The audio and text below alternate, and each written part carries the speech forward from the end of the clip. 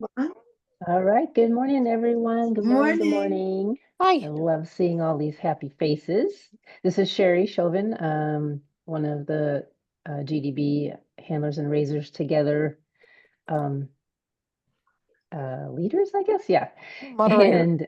And we have Jenny Collins on the call and Kathy Wentworth as well. And so just a quick rundown. What we always do is we talk about the announcements and then we welcome any new members and then we'll get into the content. We'll have our guests do a brief intro of themselves and then a little more in depth, and then we'll ask we'll tee up some questions to them. And then of course we open it up for everyone else. So let's dive in. Um, I don't have any announcements today, so other than the alumni reunion is in 3 weeks, so hopefully there's some people on this call who will be going, and I'll get to see you there. Haviland and I are going, obviously. And then I don't have anything else. Jenny or Kathy, I don't know if you have any. Didn't even ask that, sorry. Nothing from me. Nothing for me, Sherry. Okay. All right, I'll just move on then. Jenny. Yeah, good morning, everybody. We wanted to give an opportunity for those who are joining our calls for the first time to introduce themselves to the group.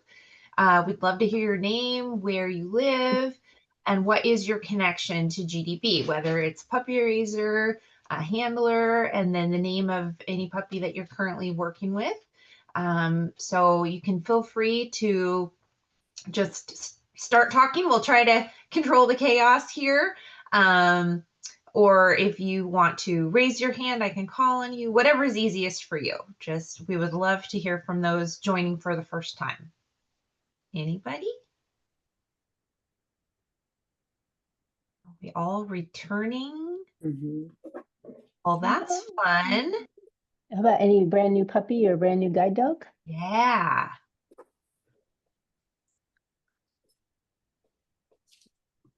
Oh. I think we're all seasoned veterans, I guess. I know, a lot of status quo going on out here. I can say, because I didn't have him, well, I may have had him on the last call, but if I didn't mention, I'm just finishing Puppy in Training Nevada. He is a very large black lab who is going to be recalled next weekend. He was mostly raised by Ashley Tobin, if you happen to know that name. She's recently relocated from the Vegas area and now working out on the Oregon campus. So she's going to get the pleasure of taking him to recall at San Rafael next weekend. Wonderful. Exciting. Very, very. He is a big boy. Boy, he's Beautiful dog. Yeah. very tall and about 70, 72 pounds. Awesome. All right. So let's get started. Welcome, Kelsey. Welcome, Madison. So everyone probably knows Kelsey Gilbert is the GDB K9 Buddy Program Manager, and Madison Tavalera, who is one of our HART members, is the K9 Buddy recipient. So welcome to you both. And Kelsey, if we could start with you, we'd love to hear about your background as it relates to dogs. You don't have to tell us everything about your life and how you came to the role that you're in right now. Sure. Yeah. Well, thank you for having me. I have been at GDB for 14 years now, coming up in just a few days, actually, will be my anniversary date. And my original connection to GDB started as a youth puppy raiser. So actually, my 3rd and 4th grade teacher was a puppy club leader, and she got me into 4-H and puppy raising. So that was really fun to be a part of. My family were also breeder custodians, so we got to experience that side as well. And how I came to GDB in terms of employment was the first part of my career I was a teacher. And I was living out on the East Coast at the time. When I moved back to California, I got reconnected with GDB, and then I started as an apprentice instructor and worked as a guide dog mobility instructor for several years, and then more recently transitioned to this role, managing and growing the K9 Buddy program. Wow, you've really run the gamut of your association. That's really cool that you have so much background a related background. You haven't had a canine buddy yet, have you? That's I the have, only well, thing. I have Oh, a you canine do? buddy ambassador dog. Oh, okay, Yeah, awesome. Patty, she's a black lab female. So we use her for home interviews and like Oh, events that's that we cool. go to and that kind of thing. Awesome, thank you. Yeah. Good morning, Madison. Tell us about your canine buddy. Tell him who you have, how long you've had him, and what he's like. Okay, hi everyone. So my canine buddy's name is Andor. He's almost 2 years old, and I've had him for a little or almost a year now. I mean, since he's like almost two, he still has some of that kind of playful puppy energy. He likes to bring me his toys like all all throughout the day. And he loves to play tug. And I indulge him. I love to play tug back. I don't have any other animals. So me and my spouse are his main play buddies, but we do have other friends with dogs and he loves to go visit them. And then like with my lifestyle, I'm at home a lot and I'm pretty laid back and chill at home. And he loves to just like sit next to me and snooze. Which is so he's a great combo of like playful and also just like he relaxes a lot. But like one of the first things I noticed about him and something that I still love about him is he loves to include everyone in the room. Like he'll bring his toys up to everyone equally, and if he never leaves anyone out. It's so sweet. So yeah, that's kind of his personality, and he's just a really, really good boy. That's lovely. I love it. Fun. Another big boy too. He's a big, Oh he's a yeah, yeah. tall I dog. forgot to Yeah. describe him. Yeah, he's about also 72 pounds. And he's a yellow lab and he has more like white fur. Yeah, he's a big boy. Awesome. Kelsey, I'm just going to throw it open to you. Tell us whatever you'd like about the Canine Buddy program, and then we'll uh, throw out some questions for you. Great. So just a brief history of the program, which you may or may not be aware of, how long it's been around, but it started in 2004 as a youth program. And so it was really, the goal was to provide a way for kids with visual impairments to have exposure living with a dog and kind of learning about what that might feel like, the responsibility involved, gaining some basic level of dog handling skills with the thought that they might pursue a guide in the future. And then over the course of time, we saw growing interest from adult clients or adults within the community. And we've also had this effort to serve more broadly within our community. And that's also noticeable through our orientation mobility immersion program. So we were recognizing, of course, we're guide dogs for the blind. So we are a guide dog school first and foremost, but there's also other ways that we can connect and serve and connect, kind of meet people where they are and meet their current needs with these other programs. So we looked at expanding to serving adult clients. So that happened formally almost 3 years ago now, in about a month. So fall of 2022, we had this formal expansion. So that was both formally marketing the program that we were serving ages 5 and above for children, and then adults of all ages. And then we also expanded the program to serve the entire United States at that time too. So formerly, it was just the 10 Western states that we were placing canine buddies. So that was a big step for us. And just kind of looking at our current stats here in the program, we have 18 dogs that are in the evaluation process at this time. In terms of like all-time canine buddy partnerships, we're nearing 300. So that will be an exciting landmark that we'll hit this year for sure. We've been doing around 30 partnerships per year in the recent years. And the applicant split in terms of youth to adult is roughly 50-50. It kind of varies from time to time, but it's kind of held, around that range. And it can vary a little bit year to year on like which side we serve more heavily, but we kind of strive to keep that piece relatively even as well. depending on the dogs we have and who might be more appropriate for an adult or youth client. And then just to give you kind of an overview of our evaluation process for both the dog and the client side. For the dog side, we have different phases that the dogs go through. So sort of similar to the guide dog program, although, obviously not as in depth, not as, the dogs do receive some training, but it's nowhere near, of course, the very complicated training that they're learning for guide work. But the first part of our process is an initial evaluation. So that just gives us a snapshot of who the dog is, what their natural tendencies are with a person that they're not familiar with, and kind of where they're at in terms of their behaviors. So, we want them to leave the process with some nice finished obedience foundation. So we're kind of seeing what we're starting with.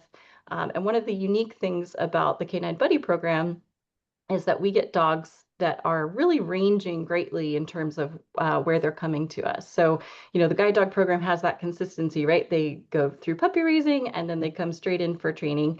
And of course, there's some variance there based on the puppy raiser's, experience level, that sort of thing. But basically, we're starting at the same place. So with the Canine Buddy program, we're also sometimes getting dogs directly from puppy raising, but sometimes we're also getting dogs that have gone through a significant amount of training. So they have a really nice obedience foundation already.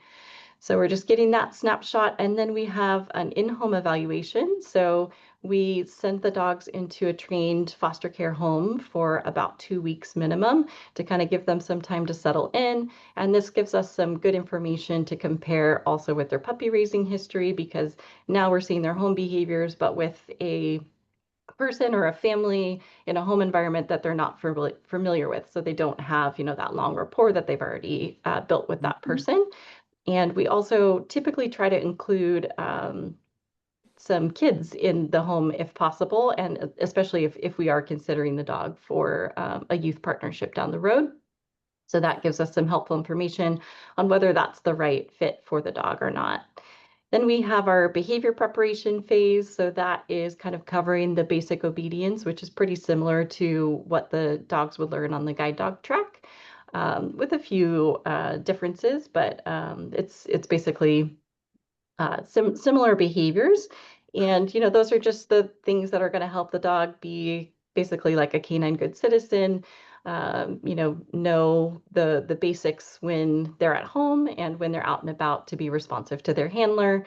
And we're also introducing, responses to cues that are non-visual too. So the way that we train is going to help, the dog isn't a dog that's going to require eye contact to do behaviors, that sort of thing.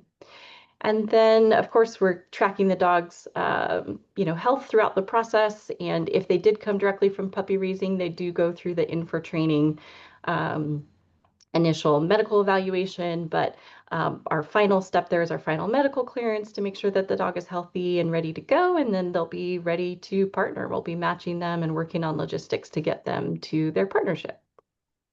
On the client side, it's similar to the guide dog application process. So they're going through pretty much the same steps. So there's an online application, there's a phone consult with one of our admissions coordinators. Then they submit an ophthalmology report, which verifies their significant visual impairment. They have an in-person home interview, and then they go through the admissions review committee. So the primary differences there between the application for the guide dog program and for the Canine Buddy criteria is that we don't have independent travel requirements or any formal assessment of the applicant's O&M skills. And another key difference is the clients can receive help from their support network to meet the dog's needs. So the expectation is that all those needs will be met, but they don't have to be specifically by that one person. Of course, that makes sense with the kids, right? Because we wouldn't expect the kids to necessarily be taking care of every single element of the dog's care, but that also can apply to adult applicants too, who might need some help maybe with the more physical elements of like longer walks for the dog, or just other general care things too, because we really have a wide variety of adult clients with, varying abilities and needs. And then the other piece I just wanted to highlight there is we do have a broader visual criteria for the Canine Buddy program than we do for the guide dog program. So our applicants may be legally blind, or they may have a significant visual impairment that impacts their ability to, do their normal daily life, and it isn't easily correctable with glasses, contacts, or other treatments. So, many of our youth clients at the beginning of the program, of course, weren't legally blind at that time. They might have progressive vision loss. And so we see, with our adult clients too, it's really nice that we have this range because we're able to serve folks that are kind of new on their journey with vision impairment. Maybe they've recently even been diagnosed and they're kind of learning, like, what does this mean for me in my life? And we get to introduce them to this really wonderful and supportive community of GDB. I'll pause there. I could talk for hours, of course. I want to throw out a quick question though. So do you have stats on the number of people who had a canine buddy as a youth and then became a guide dog handler? Yeah, not off the top of my head. I know there are some, but I don't have an exact number. I think, it's probably a handful at this point, but I think it will be good at, as we'll talk about a little bit later with kind of the continued follow-up support that we have for Canine Buddy clients now, which is new. I think we're going to see more because we're going to stay connected to those clients. So we're going to kind of help them on that journey of, you had a Canine Buddy. Now let's see, if you're interested in a guide, let's support you to make sure that, you have all the skills that you need, and, we can kind of keep you connected to our program. So I think that will be a Awesome. really interesting thing to track over time. Yeah, I love that continuation Yeah. of the relationship.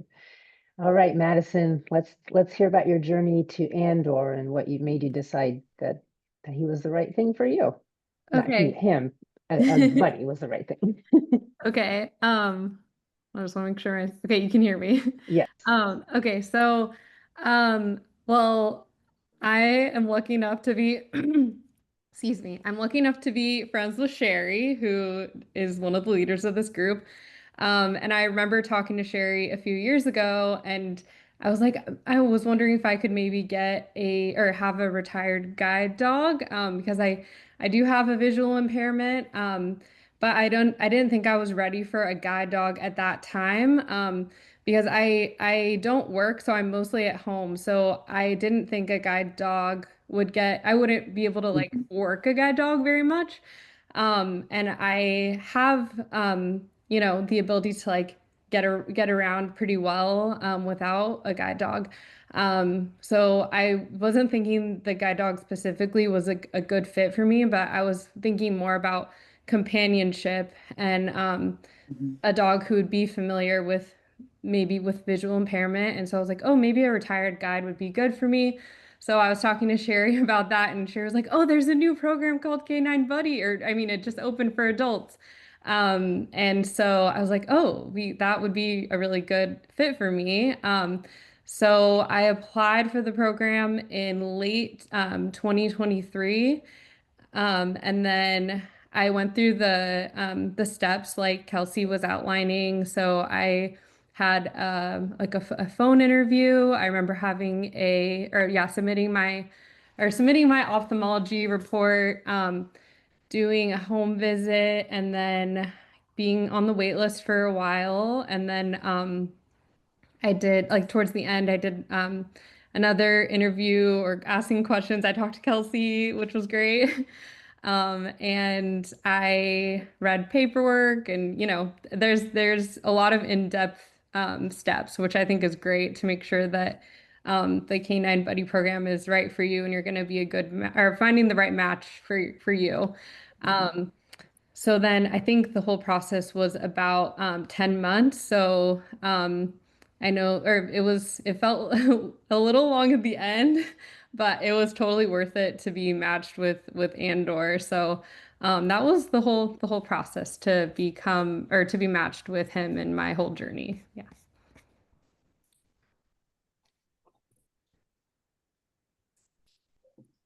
Hello? You're muted, Sherry. Thank you, Kathy. We're Oh, gonna sorry. we're gonna open it up for questions Yeah. from Kathy and Jenny, and then we'll open it up to the rest of the callers. Madison, I love your energy. And Kelsey, thank you for the background that you've given. It's really super helpful. One of the things that I'm wondering about, I'm sure that others may be thinking this too, what kind of characteristics or qualities do you have, say like you matched Andor to Madison? Each person, obviously, when you match up a guide dog, they have a specific gait or they're looking for activity level or travel experience.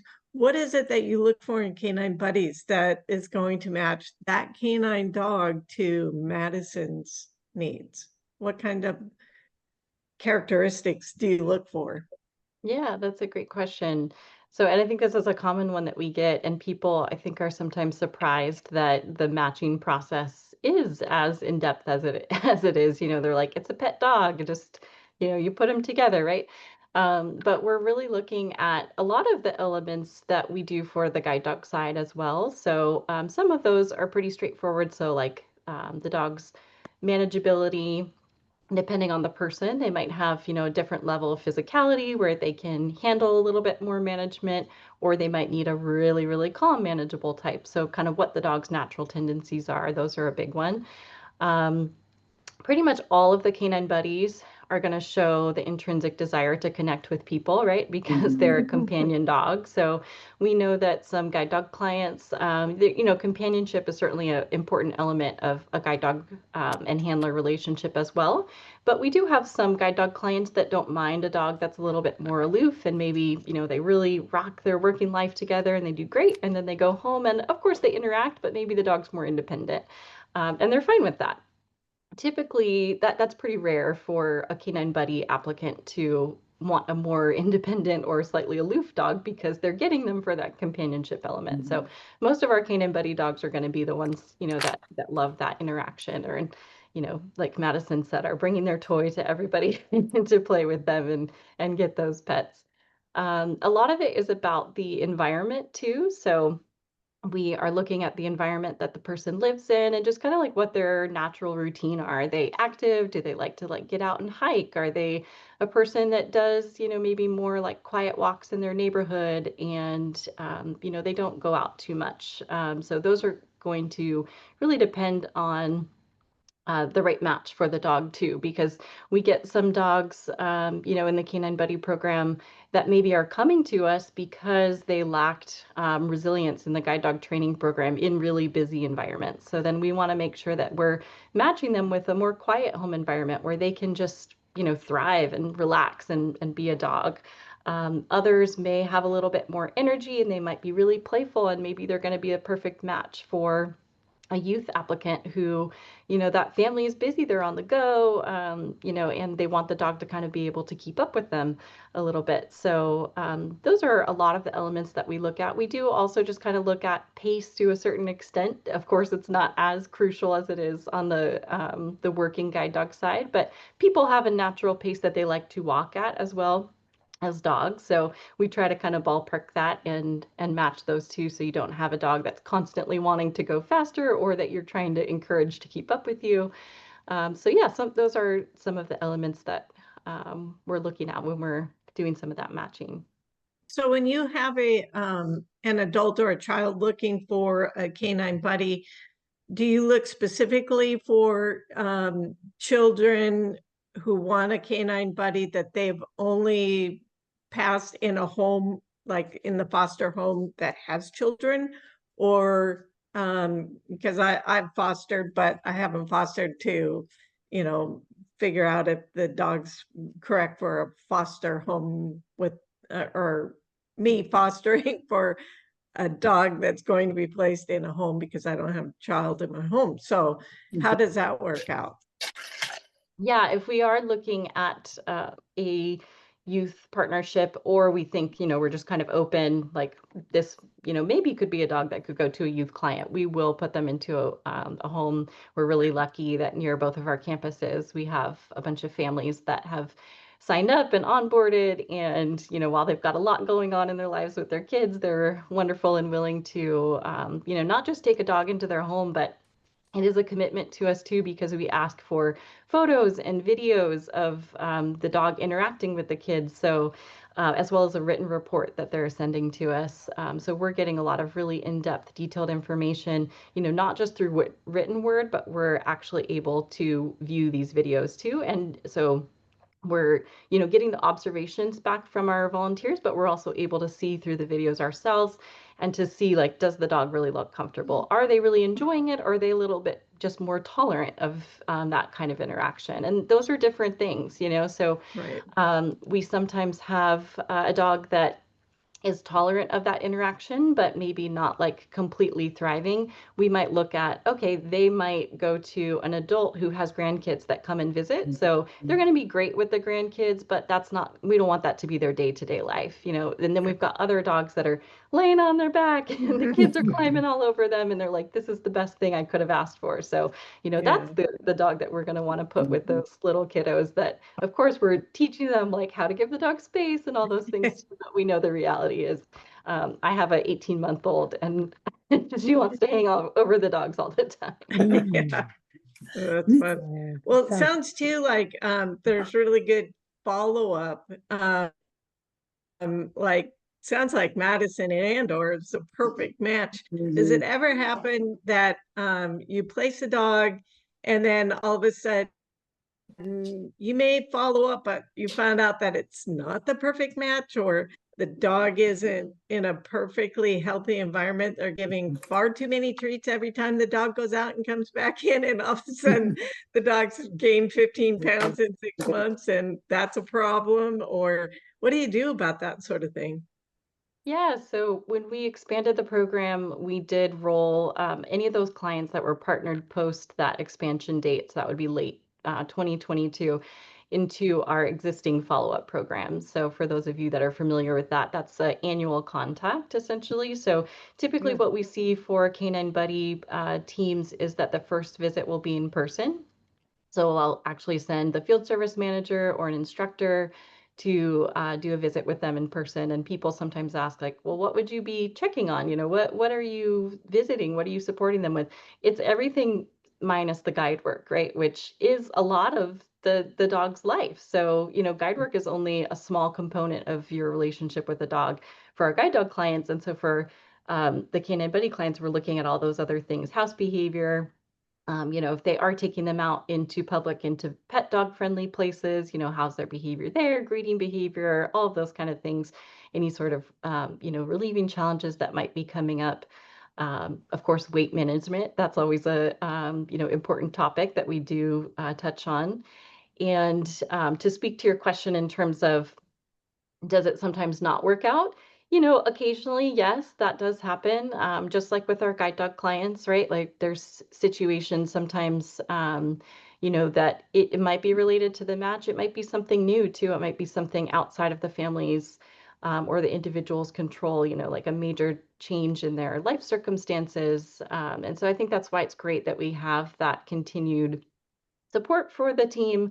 And, we are following up with them to make sure that, both sides have everything that they need. The dog's getting the care that they need and the support, and the client too, so we can support them if something's going on in their life or they're experiencing some challenges with the dog. But I would say the vast majority, I don't have an exact percentage, but it's rare, I will say, Yeah, I to bet. have a dog come back to us. Sure. Well, Madison, I have a question for you. Yes. What's the favorite thing about having Andor in your life? Definitely the companionship. Well, we talked about that a lot. But I have a little more in depth about that. Even though I'm, bubbly on here, but I can I'm I can be a pretty anxious and fearful person. This kind of goes back to about 10 years ago. I unexpectedly had a brain mass and a bunch of strokes coming from that mass, which is what led to my visual impairment and then some other disabilities that I have. So it like that experience really affected the way that I see the world. There are good things that came out of it, but um the negative is that I a lot of times I'm afraid that something bad is going to happen because this life-threatening, unexpected thing happened to me. And so I kind of mentally am like always on alert, like there might be something else bad happening. And so Andor is the complete opposite. He's like so chill. He's not afraid of anything. Like when the mail carrier comes and like drops off our mail, makes the noise, like he doesn't even lift up his head. Like he doesn't bark, he doesn't care at all. And I always kind of joke, like if someone broke into our house, I feel like he would just kind of like be like, "Oh, what's up? Are you gonna pet me?" You know? Um, Bring him a and toy. it's Yeah, good. yeah. Have you seen that video where it shows the golden retriever coming to the door with the toy in his mouth? Hi, here you go. No, I want to see that. You should Yeah. send that to us after. Okay. But yeah, he's definitely like that. And I think it's a really good fit for me because when I hear a noise, I'm like, oh, what's happening? There might be something like I need to be on alert. There might be something bad happening. Um, but just having his energy with me has kind of balanced me out more and made me less fearful because I'm like, he's so reliable and steady and he's not afraid.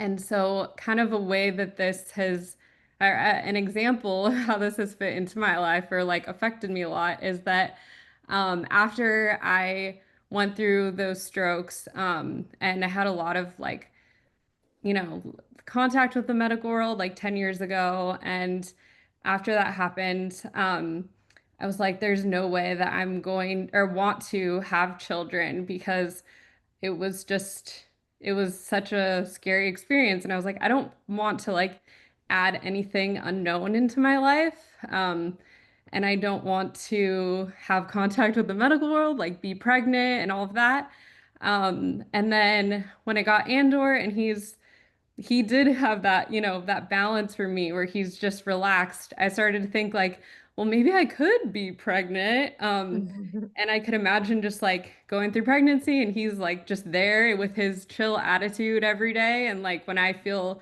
scared about things, he's just gonna be there for me. And so now I'm 4 months pregnant.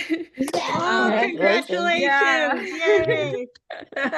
And I have to give my spouse also credit for, helping with my anxiety. It's not just Andor, but I do think Andor, I'm gonna give Andor a lot of credit because this didn't happen before he was here.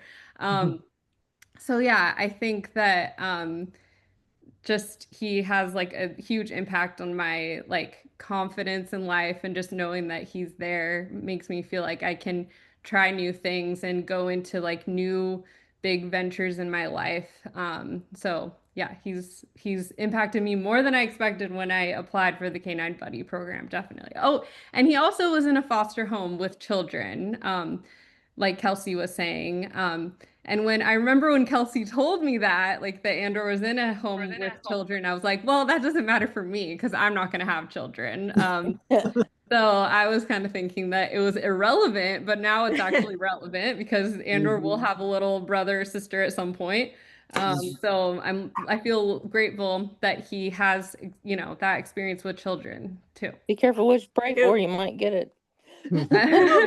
He will be such a great big brother. Yes, Yeah. he Oh, will. yeah. Yeah. For Thank sure. you so much for sharing your story because that's Yeah. exactly what an added benefit beyond what you were thinking he might add to your life. And certainly certainly a wonderful story to hear. And I wish you the very best with your pregnancy and can't wait to see little mini Andor. Yeah. Definitely.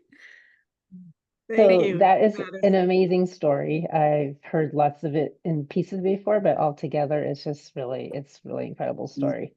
I do wonder though, have you had any sort of challenges having a canine buddy? And um, what kind of support did you receive if you did? Yeah. So his behavior is it has always been really great since I've got him.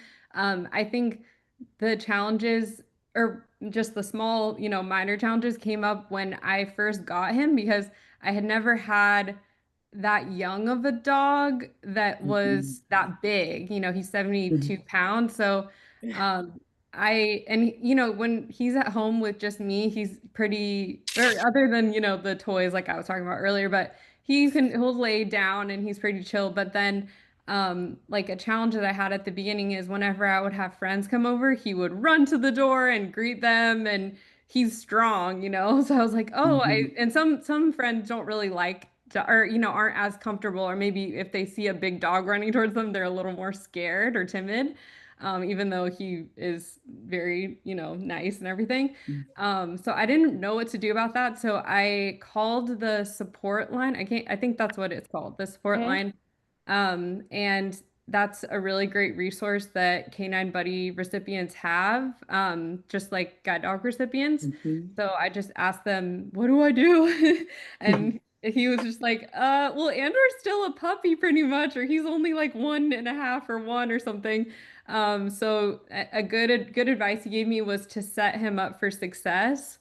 So, to just whenever someone would come over, I had him on the tie down and just he would kind of or would get like adjusted to the new person, and then when he would be like calmed, then I would let him off and he would just, walk over to the person for pets and everything.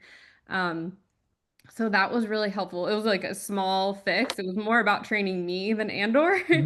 Um, but I think I called the support line one other time. I don't remember what it was about, but just knowing that that's there is so calming for me. It's like, oh, if I have any questions at all, they're there for me, which is great and will be great throughout his life. And then we're also part of the VFA program, or the Canine Buddy recipients. I haven't used the VFA program yet, but I will, and I know it's there. But I have called the vet before. I just had a question because I like now that I'm at the end of my first year, I had to get new heart guard and neck guard. But this is like too many details, but I wanted to switch to Simparica. But I just wanted to double check, like, is that going to cover everything that heart guard and neck guard were? Like, I was a little confused about that. So I just called the vet and we talked for a little bit, and I knew what medication to get. So that resource is there too. So just feeling supported if there's any like questions I have about the health or behaviors or anything. Even though he's been a really easy dog, it's very just nice for me as his buddy to help him. Yeah. Yeah. I have one last question before we open it up, but I was wondering, and maybe both of you can speak to this, Kelsey, when did Canine Buddies become part of actual graduation? Has that been all along? I felt like it was kind of No. new. And then Madison, what was graduation like for you?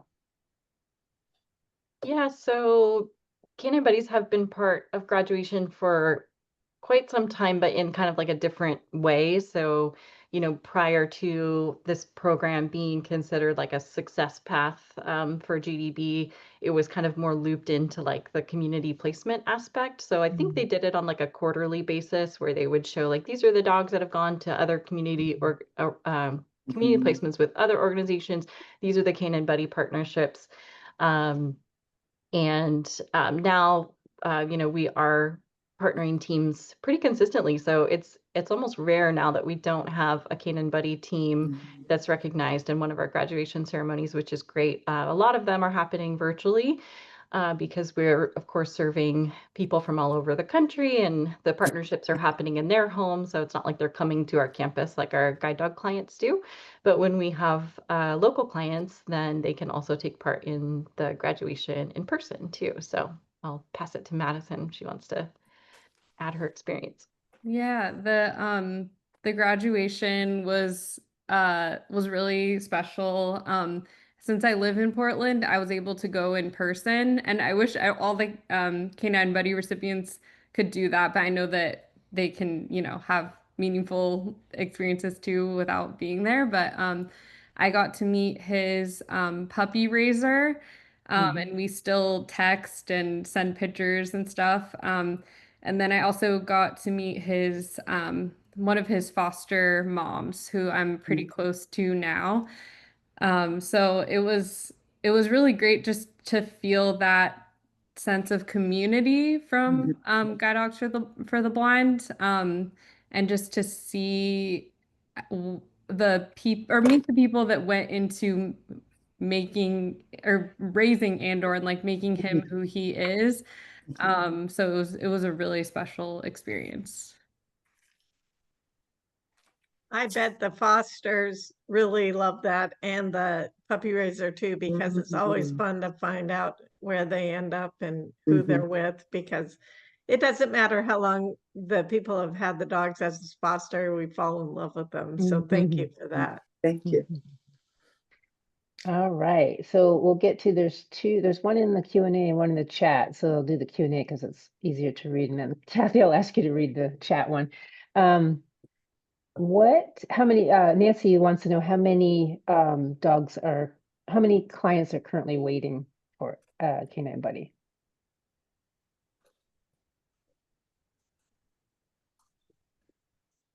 Whoops. There we go. Always have to have at least one where you forget to I unmute know. per Zoom meeting, right?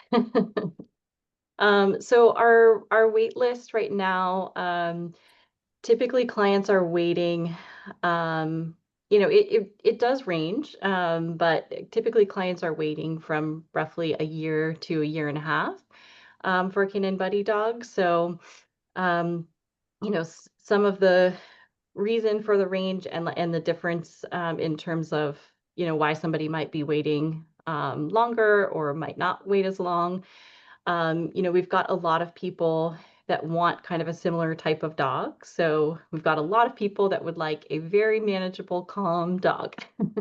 And those are very lovely dogs. But they, they come around, but that's not our entire dog pool. So one interesting thing is because we've opened up our application process to adults, and we have now adults of all ages. We have adults with all different, abilities for handling and activity level. So in the past, the profile of who a Canine Buddy dog was pretty similar. Like all of the dogs were, kind of the same, right? Because we were serving kids, so they were all pretty easy to manage, all like relatively like low to medium energy.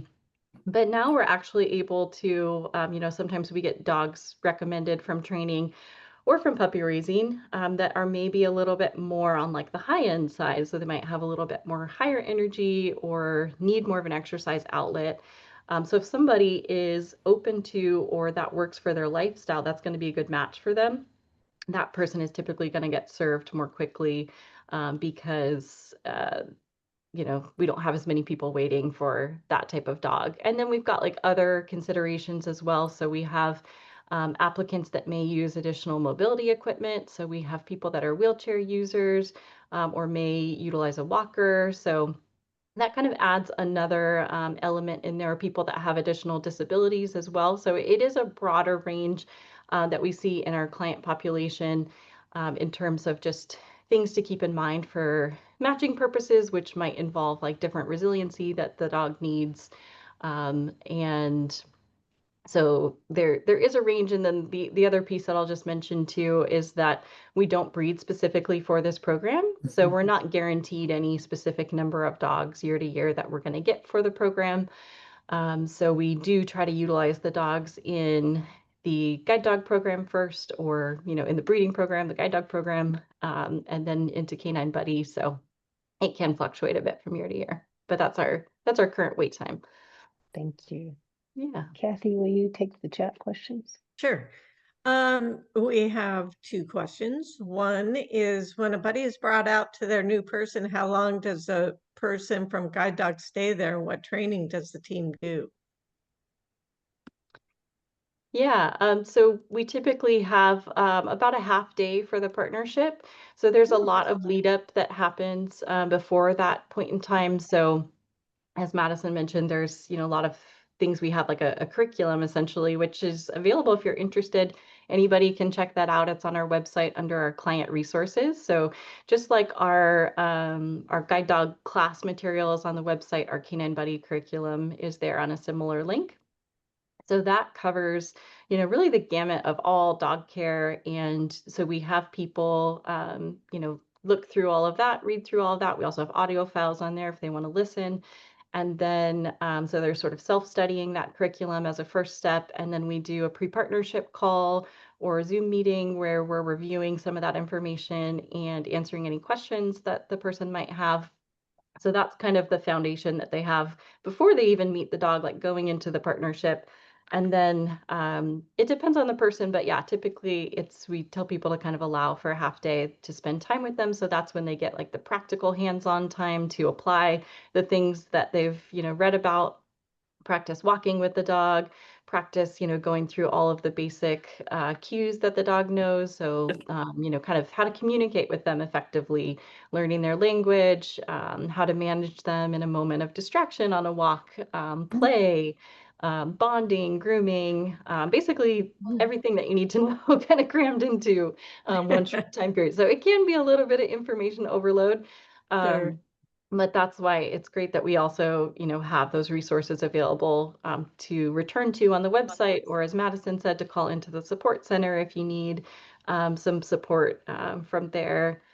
And I feel like there's a second part of your question, but Oh, there's a second question oh, actually. okay. So, the second question, I'm not sure I can just read this because but this person would like to hear more about canine buddies classified as companion animals without access rights.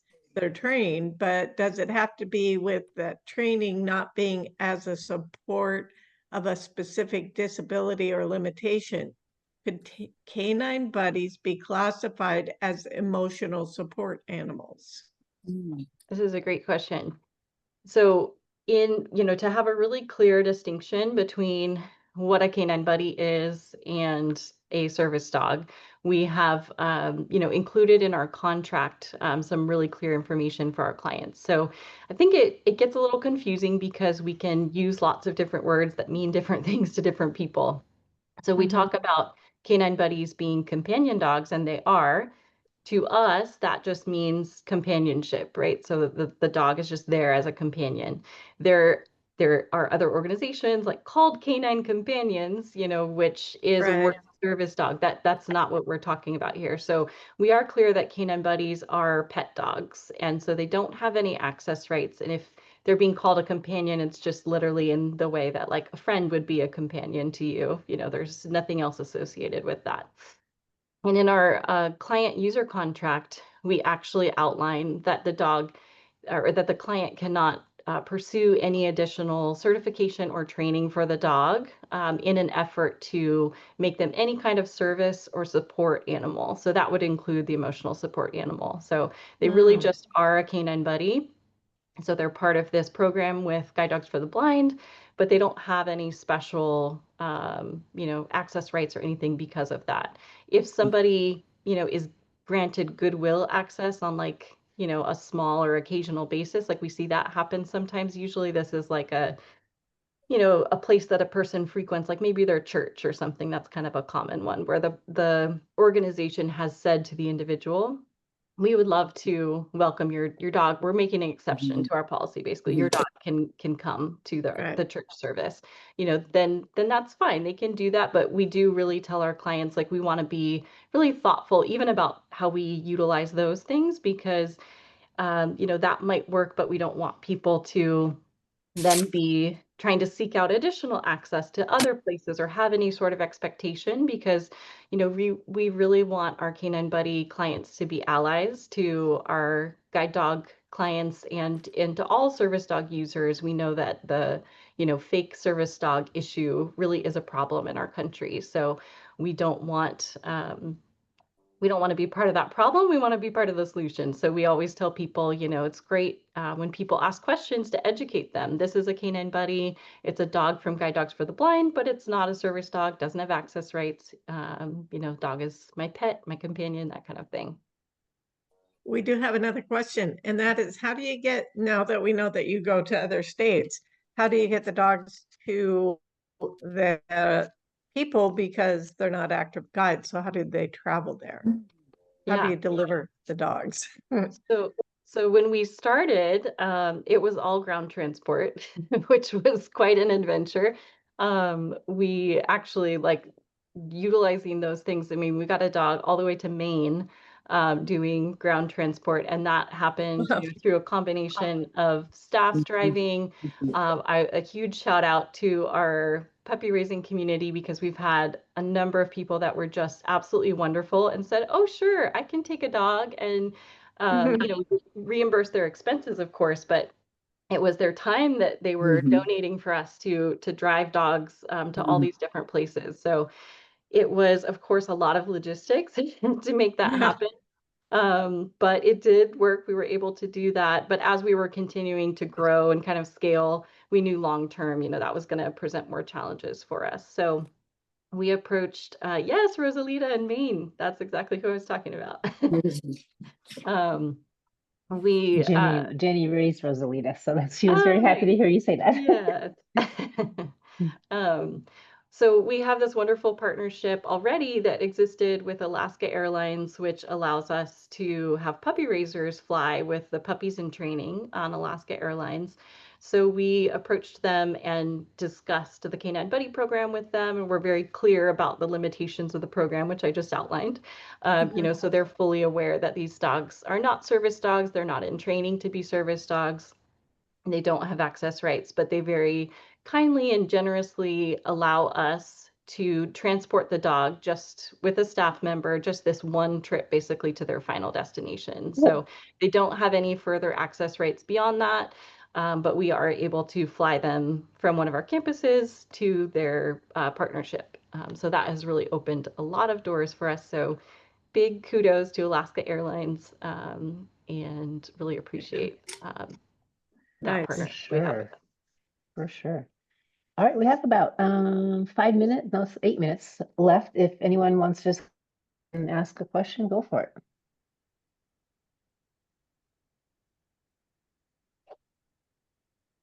I have one. Can you guys hear me? Yes, Yes. Jenny. Yes. Okay. I'm driving, so. So Kelsey, I was curious. We heard about the support that the human side of the Canine Buddy partnership can get from guide dogs, which is awesome. I was curious if there's any support for the dog in that. I mean, I've heard with the guide dog handlers that there's follow-up visits from guide dog staff to kind of see the dog in their environment, make sure maybe they're at a healthy weight, those types of things. Is there any of that type of follow-up that happens with the canine buddies? Same as us. Yeah, so the first annual visit is in person for the Canine Buddy clients as well. And then from there, we will typically have telephonic support, unless there's an in-person visit that is warranted, either, you know, from the client expressing need for some in-person support, feeling that that would be more helpful, or from our side, if there's concern about something, or we feel like it would be more beneficial to have follow-up in person, then we will also schedule those visits in person. So yeah, it's kind of a similar structure.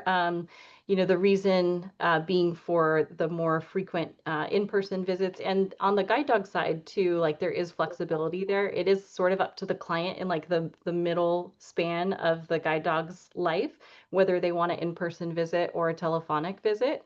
If they feel like everything's going well and they don't need an in-person visit, they may opt for telephonic as well. So the thought with that is, you know, we're trying to really utilize our resources for guide work challenges, make sure that our guide dog teams are safe, and if there's any safety challenges that are occurring, that we're providing that in-person support, of course, prioritizing that. But if there's other things that would benefit from in-person support, we will certainly schedule those as well.